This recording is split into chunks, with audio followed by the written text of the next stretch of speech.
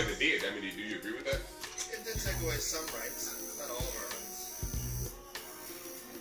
A lot of important rights. But what rights did it take away that impact your daily life?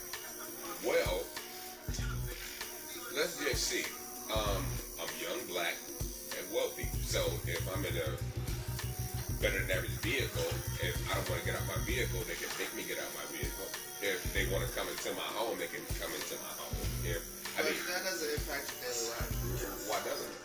How many times have you pulled over? How many times do the police come to your house? Well, they don't come to my house that often, but I'm pulled over quite frequently because of the car that I drive. And okay. But the police, do they make you get out? They usually, if you don't have a I'm 100% legit. Right, that's what I'm saying. So, who pulls you over? Detroit police, or where do you live? Well, I live in Farmington, but when I'm in Detroit or Farmington, because I drive a Maserati from time to time, right. And I'm 30 years old. All right, well then come on. Then but what are you saying? Whose fault is that? Wait a minute. So it's my fault that I drive a Maserati? No, I'm just saying, whose fault is it that because you saying it, you saying what everybody's thinking. I'm 30 years old and I drive a Maserati. What does that mean? That means that you know that it is unusual for a 30-year-old to drive a Maserati. You know that. Or you wouldn't have said that. You wouldn't have said anything about Does that make it okay for them to pull me out my vehicle even though I'm 100% legit? It doesn't make it okay. But what I'm saying is that if you were driving a Ford Fusion, they wouldn't pull you out like that. That's stereotypical. It ain't stereotypical. It's the truth. Or you wouldn't have said it. Okay. How many people drive Maseratis on the planet? Right, that's what I'm saying. It's a small group, and it's usually, old white men or old black men, or old Arabs. It's usually old people who can afford those cars, unless you're somebody's son or unless you're an entrepreneur. Usually. So, I'm just saying that, for the likelihoods that a 30-year-old who lives in Detroit cannot drive a Maserati is really high. And that gives them the right. Even if I'm driving my Magnum, like I'm driving now with tents, I'll get pulled over and they pull me out, and I'm 100% legit. I'm talking about the Patriot Act. I will say. But now you can't sue me because of the Patriot Act. Then listen, that takes away a right. I'm not gonna lie, but I will say this: out of the 777 people who live in the city of Detroit, I would say that probably happens to maybe 10 who drive a Maserati. So, listen, it does take away some rights, but on a daily basis, are you living your life, getting up, going to work or your business or whatever you run, living your life, dealing with your family and your friends, and going out to eat and going to the movies and coming back home and making your investments and watching America's Next Top Model or whatever you watch, it doesn't really impact it. Well, let's talk. We're spending more time on this debate than I think. Let me say this. Then I think that there are negative impacts of the Patriot Act on the daily lives of Detroiters. Let me say this, and then I'll move on. Okay. Let's talk about future tense. Yes. Okay. First and foremost, we as a people don't know black people, white people, gray people, Americans. Okay. We don't know what the Patriot Act did. Right. Okay. I guess when I said how does it impact your daily life, I mean, I don't really think about the Patriot Act. But future tense, right. If they said we can do whatever we want, what can you do?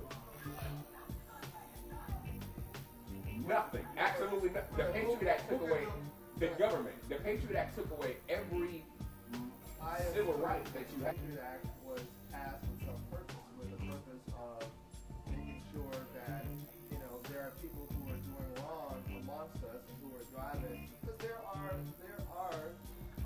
drug dealers who are driving around in cars like Maseratis and Maybachs and all these other cars. They aren't paying taxes and they're putting all of our lives at risk. Those are usually the signs. Really expensive jewelry, really expensive vehicles, really expensive houses, and there's tax evasion, there's, you know, illegality and all kinds of things going on. So, you know, there's a higher percentage of 30-year-olds who drive Maseratis who are drug dealers than there are business. Although the drug dealer, you know, may not have any proof that he has any legitimate income. No tax returns, no W-2s in the car, no W-9s in the car, no 1099s, nothing, no forms, no proof of any legitimacy at all. And then, you know, we can get his ass, and we should get his ass. Yes, you should. And I mean, here's my thing. Like, we're having an intellectual conversation. Right. Like, the masses, and you lead the masses because you're the head of the masses. Right. The masses don't want to see what really is in front of them. Right. Meaning, like, there's way more shit going on than they can realize. How And in the hell are you not reacting to this? Here's what I want to What? In the hell are you not reacting to Make sure you YouTube that. Make sure you YouTube that. You're just talking like there's not a needle stabbing you 200 times in your arm. I understand. How long have I been tattooing? What time is it? How long have we been doing this, Vontae? All right. 4 or 5. About 4 hours. This is a big tattoo. Alright, he said. Look, that is YouTube. Like Right you there. getting a manicure. You know what I'm saying? No, I'm saying, brother. No, you getting stabbed. It's a needle.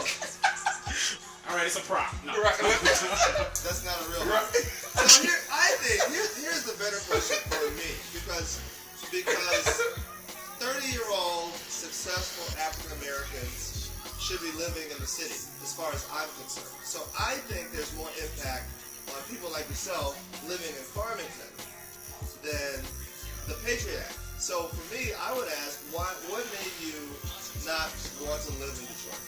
Let me say this, first and foremost. If I buy a house anywhere, Right. I'm at risk. From 8 Mile and Woodward to the 14 Mile to the stretches of Retford. Okay. My thing is this: in the city, we have. I'm general sales manager for ADT. So no matter what system you have inside of your house, you're at risk from gunshots to I'm pulling up at home. Somebody's been watching me, even though I got cameras. I mean, so I'm at a bigger risk than I am in Detroit than I am in Farmington. Would you say that there are neighborhoods where the likelihood of that happening are 0 to none?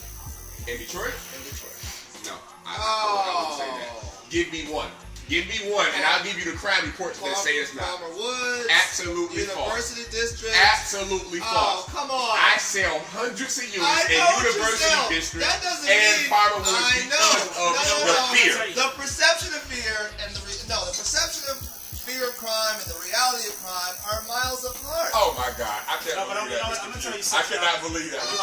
When the last time there's been a home invasion or somebody Breaking in while you're in the house, that happens regularly. in Palmer Tremendous Woods. Stuff is one of my closest in friends. Palmer Woods, Okay.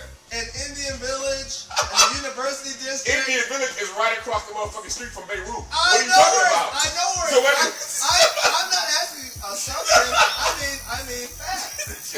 I bet you if you were to drive around the streets of Palmer Woods, all right, and ask those people who live over there, and because of foreclosures, there are some very affordable homes over there. Yes, you're And absolutely you right. have some long-standing neighborhoods, blocks where there have never been a home invasion. Next door to the motherfucker. I'm trying to move to the mansion. Hey, You know all what? right. Hey, You know what? you got my vote. Thank you, You got my vote. Trust me. You got my So vote. next Saturday at 11. Yep.